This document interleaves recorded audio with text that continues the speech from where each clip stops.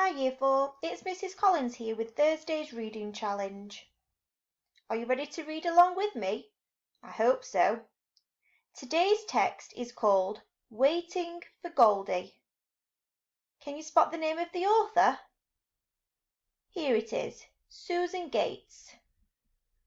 What kind of text do you think this will be? You can see at the side here it tells us that it's a fiction text. So we know that this is a story made up from imagination. What do you think it's going to be about? Does the front cover give you any clues? Let's get ready to read together.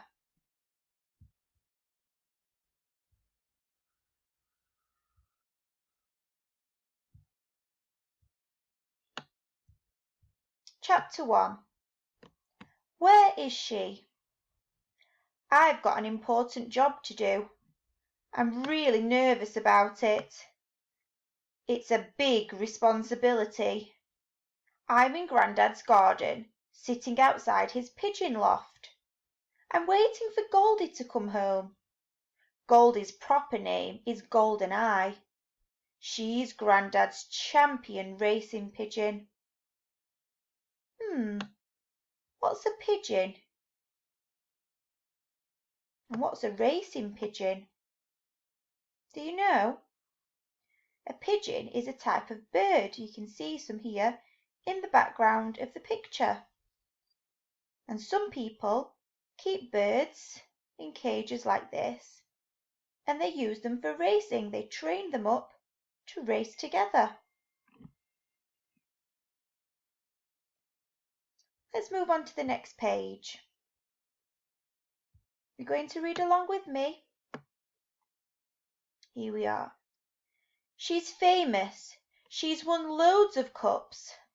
This morning she was released 200 miles away with lots of other pigeons, and now she's racing back home. Come on, Goldie! Come on, Goldie! Come on, Goldie!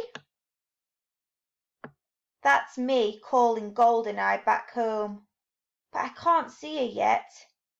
She should be flying in any minute.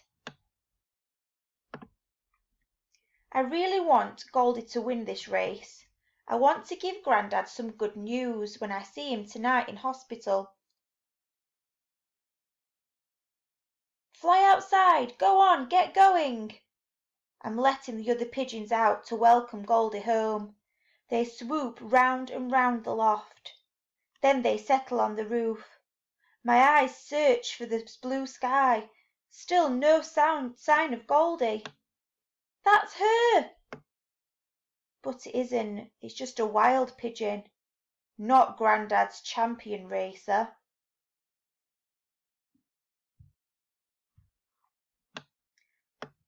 Calm down, Danny, I tell myself.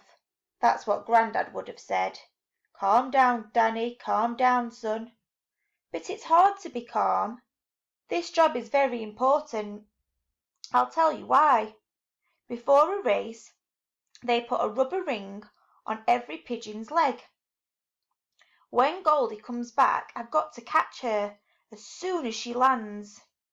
I've got to take her ring off as fast as I can and put it in a little metal tube. I've got to put that tube in Grandad's special timing clock.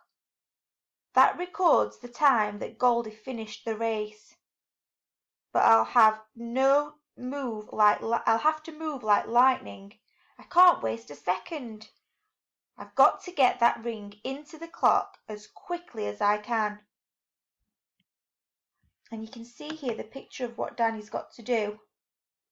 So he takes the ring off the bird and he puts it into a special timing clock to work out how long it took Goldeneye to get back. Can you read the next bit with me? So that's why I'm nervous, waiting for Goldie. I'm getting more nervous every minute, because Goldie should be here by now. Come on, Goldie! Come on, Goldie! But the sky is blue and empty. Maybe she isn't coming back. No, I tell myself, Goldie always comes back. Thump, thump, thump. What's that? It's my heart pounding. That's how nervous I am. Calm down, son, I tell myself. But where is she? She's never been this late before. What am I going to tell Grandad? Grandad says you can tell a lot about looking in a pigeon's eyes. You can tell if they're going to be a good racer. Goldie has golden eyes. That's very rare. Grandad says he's never had a pigeon like her. She's 1 in a million, he says. What does that mean, that saying, 1 in a million? Do you know? It's often used to describe something or someone who's really special.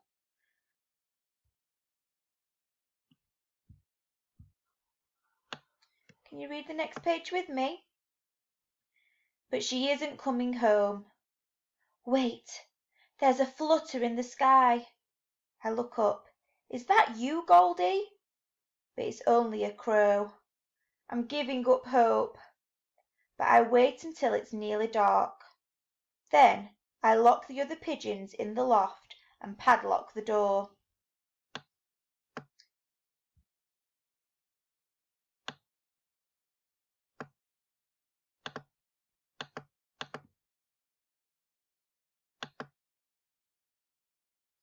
Sorry, I've just skipped the page there.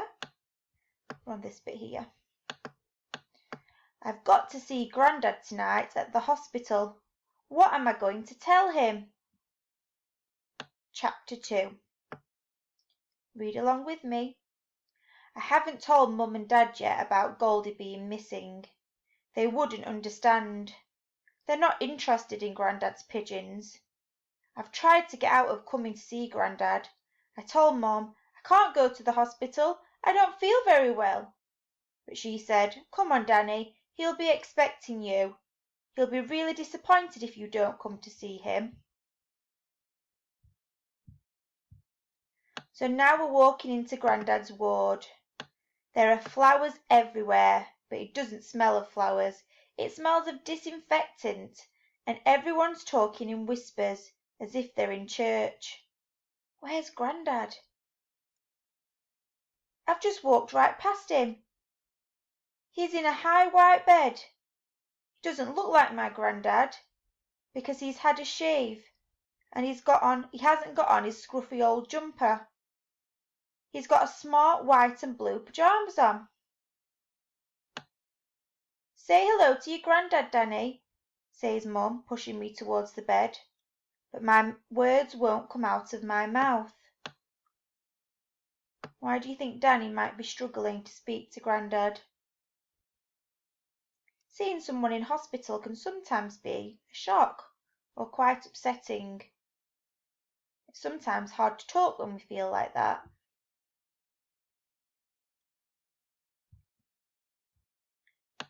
There's a machine by Grandad's bed. It looks a bit like a TV with green wavy lines on it. Grandad's joined to the machine by wires stuck to his chest. I know what's wrong with him. No one told me, but I heard Mum and Dad talking about it. He's had a heart attack, Mum told Dad. Only a very mild one, but it's a warning. He'll have to take it easy from now on. Mum puts grapes on Grandad's bed. What did the doctor say? She asks him. I don't want grapes, says Grandad. I want my pigeon racing magazines. He looks a bit feeble, but he still sounds like the same old Grandad. He's as grumpy as ever. He's like that with a lot of people, but never with his pigeons, or me. Now, Danny, Grandad says to me, don't keep me waiting. Did Goldie win? Did my champion racer win? Uh-oh. Can you read with me? I knew he'd ask me that question. I bet he's been thinking about it all day. What am I going to tell him? My mind's all confused. It's going round, whir, whir, like a washing machine on fast spin. Grandad sits up in bed. There are 2 red spots burning on his cheeks. Has the cat got your tongue, Danny? Asked Grandad. There's nothing wrong with Goldie, is there? Of course there is. Goldie's missing. She might even be dead. But how can I tell him that? Those peregrine falcons didn't get her, did they? He shouts. Those ones that are nesting in the old quarry? They're a menace, those hawks. Someone should get rid of them. Someone should pull down that nest. Then they'll go somewhere else. Beep, beep, beep, beep. Grandad's machine is going berserk.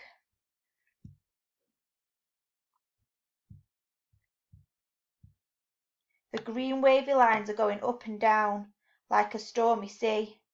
Now, now, now, says Mum, clicking her tongue. Don't get yourself upset.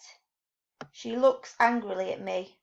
Why don't you say something, Danny? You can see Grandad's upset. Goldie's all right, isn't she? Of course the falcons didn't get her.